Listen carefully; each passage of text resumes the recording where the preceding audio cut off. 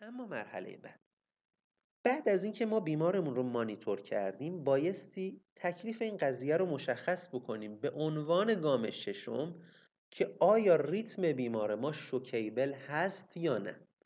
آیا ریتم بیمار ما شوکیبل هست یا نه. ببینید ریتم های مختلف در زمانی که یک بیمار ارست کرده معمولاً دو حالت دارن، یا به اصطلاح شوکیبل نیستن یا اینکه شوکیبل هستن. معنای این حرف یعنی چی؟ ببینید ما یه سری ریتم هایی داریم که اینا رو نمیشه شوک داد. مثل چی؟ مثل آسیستول.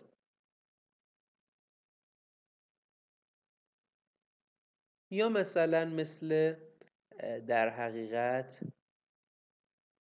PEA، یعنی شما فعالیت الکتریکی دارید اما پالسلس هست. اون الکتریکال اکتیویتی رو شما دارید اما پالسی ندارید. یا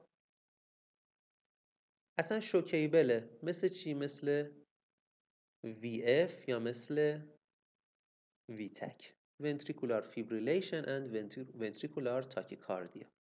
خب اینجا شما باید تکلیف رو مشخص بکنید.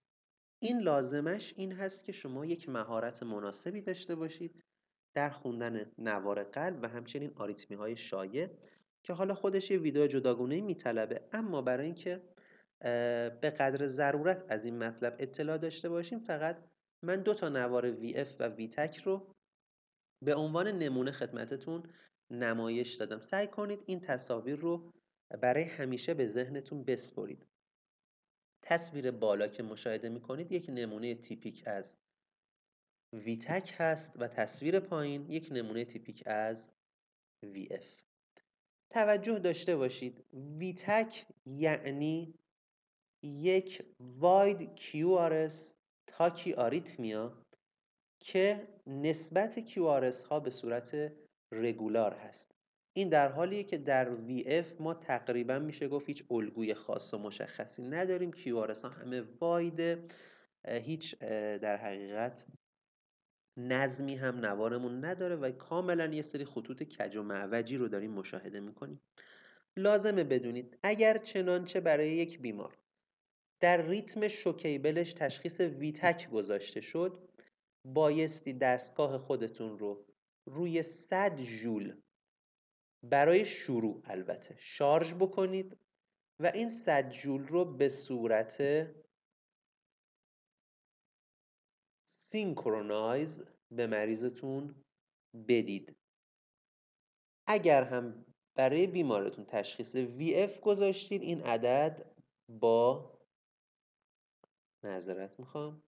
اگر تشخیص VF گذاشتید این عدد با 200 ژول آغاز میشه و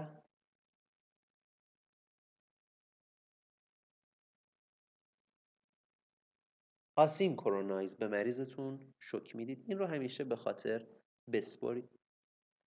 در خصوص نحوه شوک دادن هم ببینید، اجازه بدید من اول برگردم روی این اسلاید. ببینید ما در این دستگاه یه سری حالا دکمه های مختلفی داریم که اصلا الان بحث ما کار با دفیبریلاتور نیست، یک ویدئو جداگانه لازم داره. اما در حد اختصار ببینید اینجا ما کلیدی که داریم در حقیقت برای سلکت کردن انرژی هست. گام یک ما این هست که انرژی رو سلکت میکنیم، یعنی انرژی رو آرام آرام بالا میبریم تا به 100 ژول یا 200 ژولی که میخوایم برسه.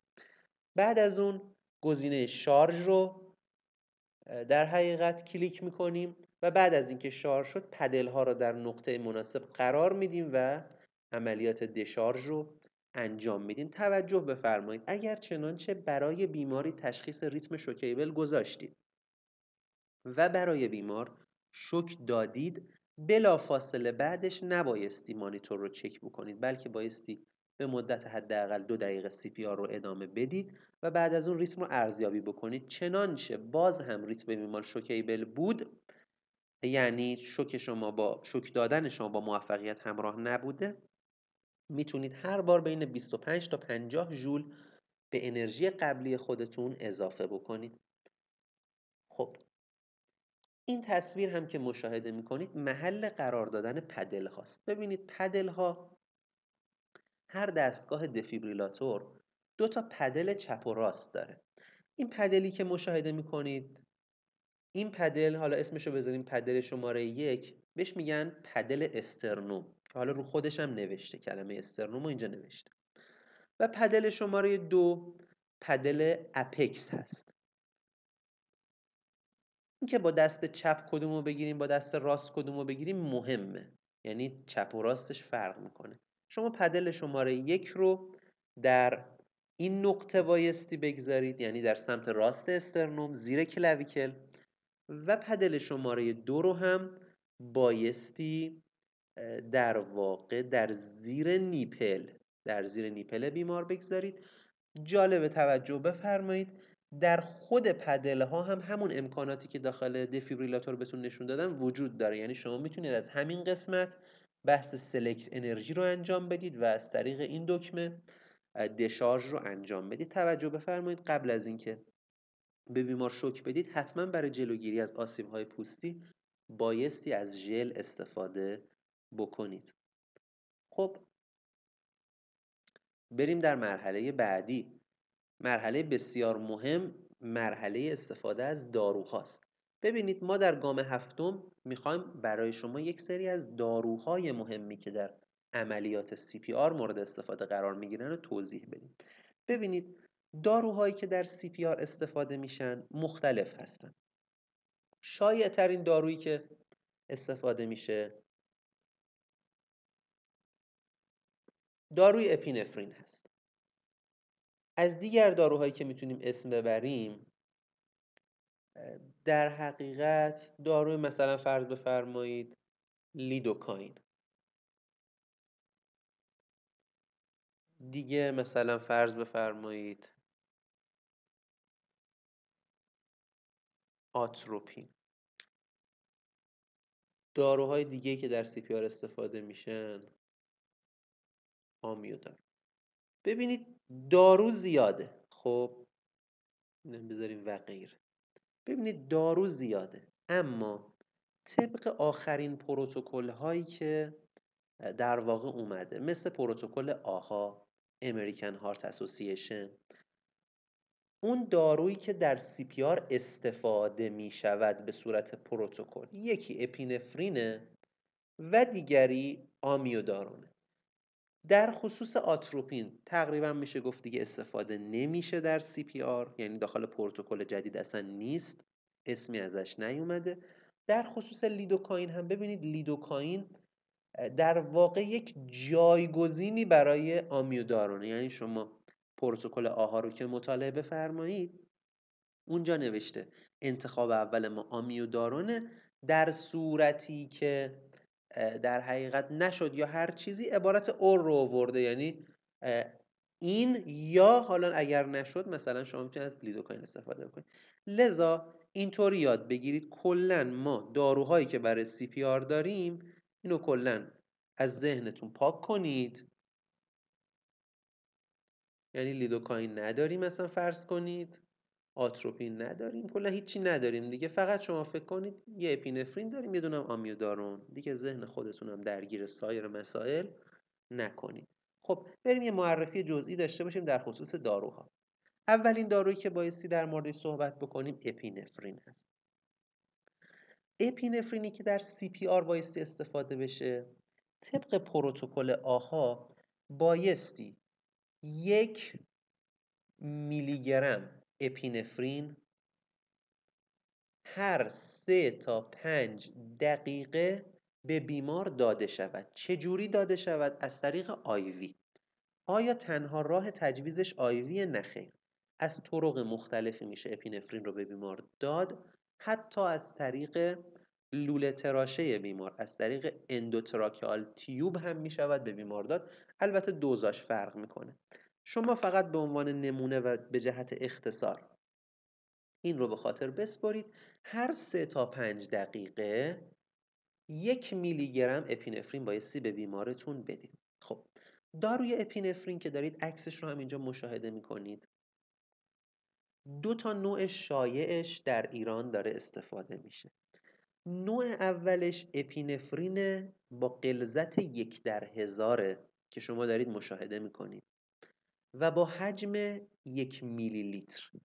یعنی دارویی که ما داریم 1 سی سی حجمشه، 1 میلی گرم عملاً ماده مؤثره‌ای که داخلشه و غلظتش 1/1000. به این معنی که در هر 1000 سی سی از این آمپول 1 گرم ماده مؤثره اپینفرین وجود داره. با توجه به اینکه حجم این ویال 1 سی سیه، یعنی 1/1000، یعنی 1/1000 در حقیقت 1/1000 1000 سی سیه، طبیعتاً ماده مؤثرش هم 1/1000 در واقع 1 گرمه. پس 1 سی سی اینجا تقسیم بر 1000 1/1000 1000 سی سیه و 1 میلی گرم هم طبیعتاً 1/1000 1 گرم هست. یه نوع دیگه هم داره، بهش میگیم ویال 1/10000. یعنی شما این ویال 1/10000، این ویال 1/1000. این ویال حجمش 1 سی سیه، این ویال حجمش 10 سی سی. با توجه به اینکه غلظت و دوز و در حقیقت حجم تغییر پیدا کردن، عملاً میتونیم بگیم مجموع ماده مؤثره این ویال عملاً 1 میلی گرمه و این ویال هم عملاً 1 میلی گرم دارو داخلش داره.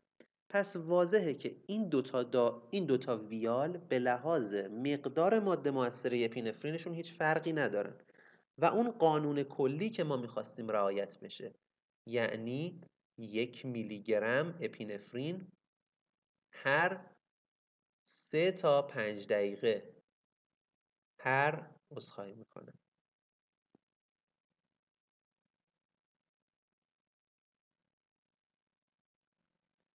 اینجا متاسفانه پاک کنم هم مشکل پیدا کرد. هر 3 تا 5 دقیقه بایستی به بیمار داده بشه لحاظ میشه. منتها این رو بدونید معمولا این ویال بزرگ رو در CPR استفاده میکنن و این ویال کوچیکتر رو بیشتر در آنافیلاکسی استفاده میکنن. البته این رو بدونید که هیچ فرقی وجود نداره. شما از این ویال کوچیک هم میتونید در CPR استفاده بکنید. البته من دیدم در بعضی از جاها میان این ویال 1 سی سی رو با 9 سی سی آب مقطر رقیق میکنن و عملاً یک ویال 1/10000 رو میسازن و هر 3 تا 5 دقیقه به بیمارشون تزریق میکنن. خب داروی دومی که خدمتتون میخوام معرفی بکنم آمیودارون هست. آمیودارون به لحاظ کاربرد اصلی خب یک داروی آنتی آریتمی هست. توجه داشته باشید آمیودارون و یا جایگزینش لیدوکائین کلاً 2 نوبت در CPR تجویز میشن. اون هم زمانی که بیمار ما یک ریتم شوکیبلی داره، اصطلاحاً آریتمی کرده و اونجاست که بایستی این آنتی آریتمی رو بهش بدیم. خب اولین دوز آمیودارون به صورت 300 میلی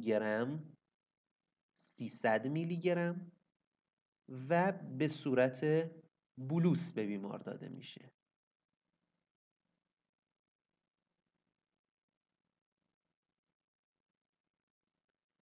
یعنی در جا شما 300 میلی گرم. خب 300 میلی گرم یعنی چی؟ ببینید آمپول های آمیودارون ویال های 3 میلی لیتریه و هر 3 میلش 150 میلی گرم. عملا شما 2 تا آمپول بایستی به بیمارتون بزنید. این میشه چی؟ این میشه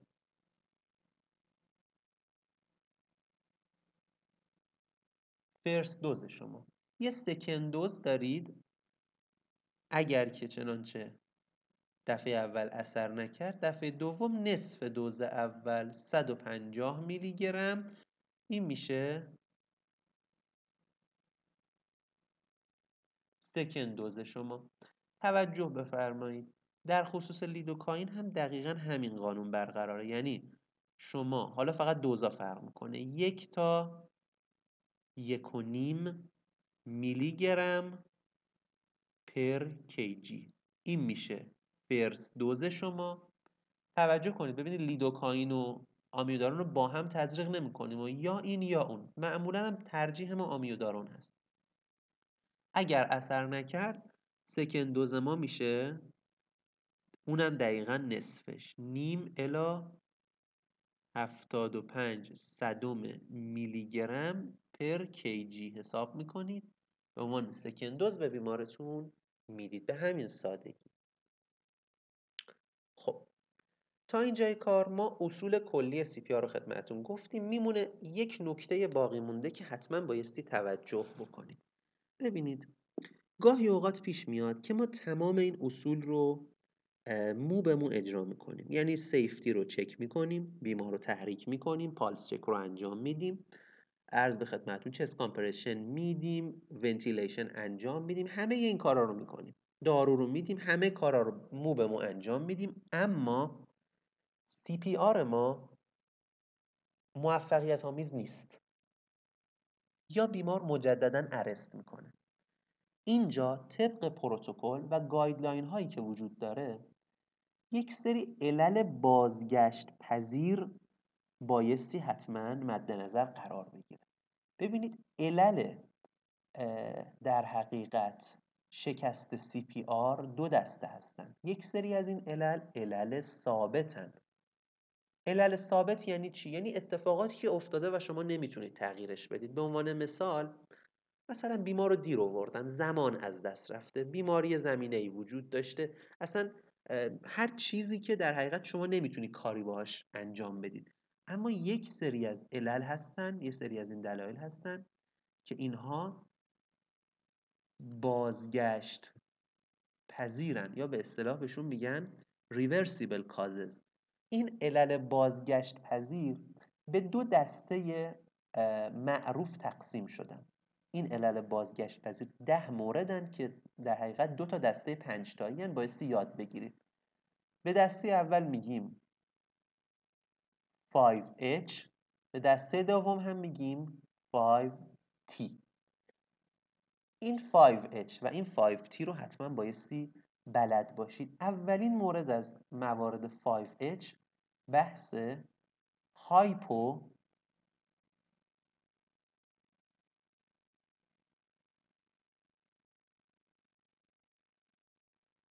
ولمیا هست. هایپوولمیا. ببینید هایپوولمیا در مواردی که مثلا فرض بفرمایید بیمار شما یک هموریجی داشته یا افت فشار شدیدی داشته، میتونه یکی از عواملی باشه که مانع از بازگشت بیمارتون بشه و مانع از موفق شدن CPR شما باشه. در چنین مواردی حتما بایستی تجویز کریستالویدها مثل نورمال سالین، مثل رینگر و یا رینگر لاکتات رو مد نظر قرار بدید. یعنی اگر شما این هایپوولمی رو برطرف نکنید CPR شما موفق نخواهد بود. دومین مورد بحث هایپوکسیا هست. هایپوکسی چرا میتونه باعث شکست CPR ما بشه؟ با توجه به اینکه خدمتتون عرض کردم بحث ونتیلیشن و برقراری یک راه هوایی امن بسیار مهمه، چنانچه بیمار راه هوایی مناسبی نداشته باشه، مانور درستی انجام نشده باشه و یا ونتیلیشن به هر دلیل دیگه به درستی انجام نشه، طبیعتاً تنفس سلولی هم مختل میشه، اکسیژنیشن به درستی برقرار نمیشه و CPR شما باز هم شکست میخوره. سومین H مثبت هست به معنای اسیدوز. اسیدوز با توجه به اینکه آثارش میتونه موجب آریتمی‌های قلبی بشه و تا زمانی که جبران نشه و برطرف نشه CPR ما با موفقیت همراه نخواهد بود، بایستی به عنوان یکی از مهمترین علل بازگشت پذیر مد نظر قرار بگیره. و مورد بعدی از موارد 5H هایپو یا هایپر کالمیا هست.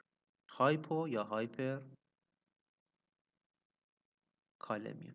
خب همتون از تأثیراتی که پتاسیم میتونه روی سلولهای قلبی داشته باشه آگاه هستید.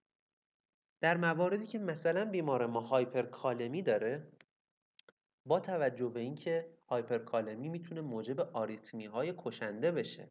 البته درسته در مراحل اولیه ممکنه فقط شما یک تیتال داشته باشید، اما زمانی که پیشرفت میکنه امواج سینوسی یا ساین ویو ایجاد میکنه و در نهایت بیمار شما اکسپایر خواهد شد. لذا بایستی درمان هایپرکالمی رو هم مد نظر قرار بدید. مواردی مثل کلسیم گلوکونات و یا سایر درمان‌های موقت هایپرکالمی اینجا بایستی مورد توجه شما قرار بگیره.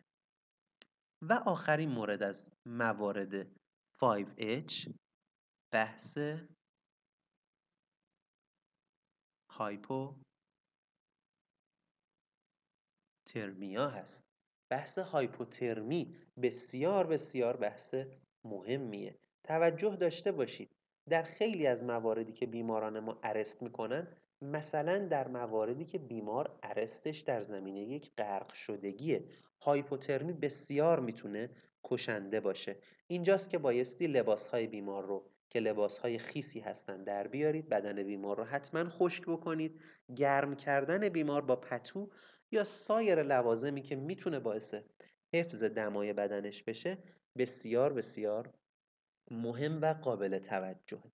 پس این 5H رو به خاطر بسپارید: هایپوولمیا، هایپوکسیا، H مثبت، هایپو یا هایپرکالمیا و هایپوترمیا.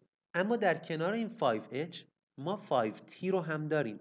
5 تا علت بازگشت پذیر دیگه که میتونه در حقیقت با برطرف کردنشون CPR شکست خورده ما رو به یک CPR موفق تبدیل بکنه.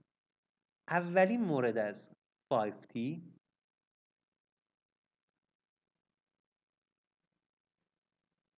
بحث تنشن نوموتوراکس هست.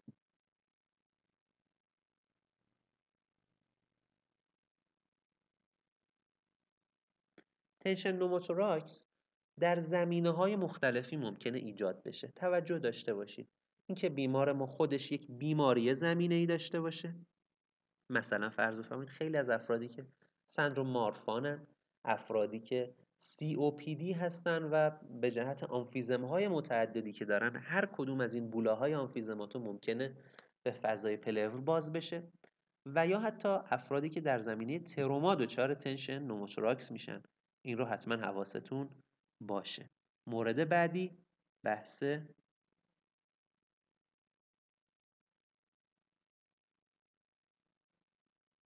تامپوناد هست. تامپوناد رو جدی بگیرید. زمانی که دور فضای پریکارد بیمار مایع جمع میشه، این فشار مایع آرام آرام مانع از اکسپند شدن قلب میشه و در نهایت شما هر چقدر چست کامپرشن میدید و هر چقدر در حقیقت تلاش میکنید، این تلاش شما با شکست مواجه خواهد شد. مورد بعدی بحث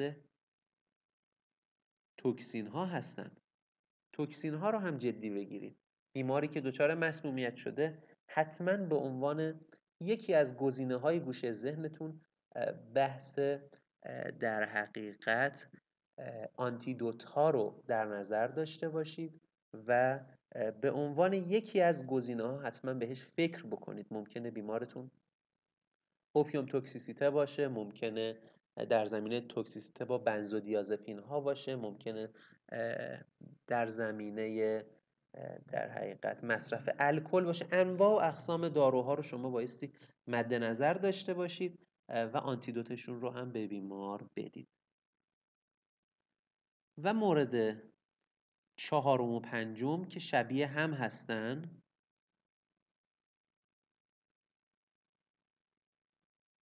بحث ترومبوزیز هست. حالا یه ترومبوز، بذارید من پنجمی رو هم بنویسم. یه ترومبوز، بحث ترومبوز پولمونره.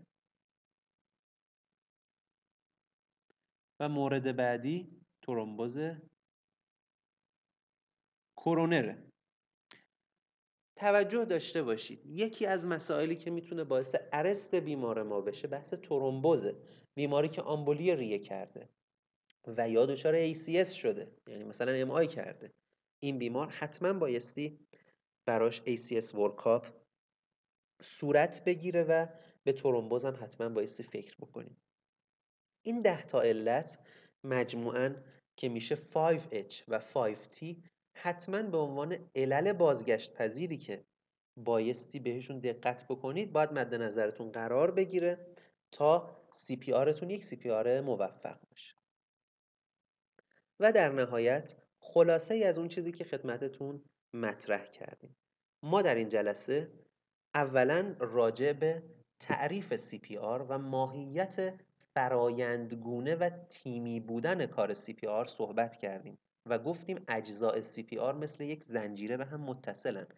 اگر یه جایی از این زنجیره دچار شکستگی بشه کل زنجیره نابود میشه. پس نگاهتون نگاه جامعی باشه نسبت به مقوله CPR. دوم گفتیم برای بیماری که به صورت آن ریسپانس به ما مراجعه میکنه اولین کاری که بایستی انجام بدیم بحث سیفتی هست.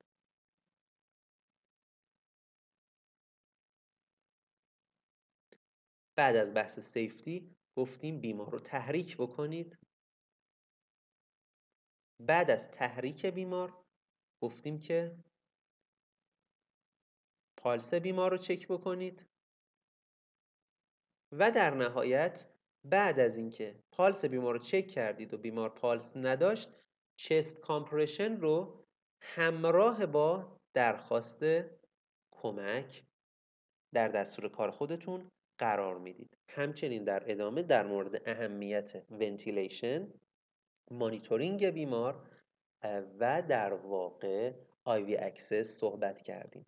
راجع به داروها و نحوه شوک دادن در حقیقت آریتمی های شوکیبل هم خدمتتون توضیح دادم. خب علل برگشت پذیر رو هم که گفتیم بایستی حتما مد نظر قرار بدید. در انتها این شکل رو به عنوان جمع‌بندی عرایزم خدمتتون تقدیم میکنم، شکلی که از گایدلاین آها امریکن هارت اسوسییشن در واقع از اونجا گرفتم. این شکل به صورت شماتیک مراحل مختلف CPR رو خدمت شما نشون داده. خب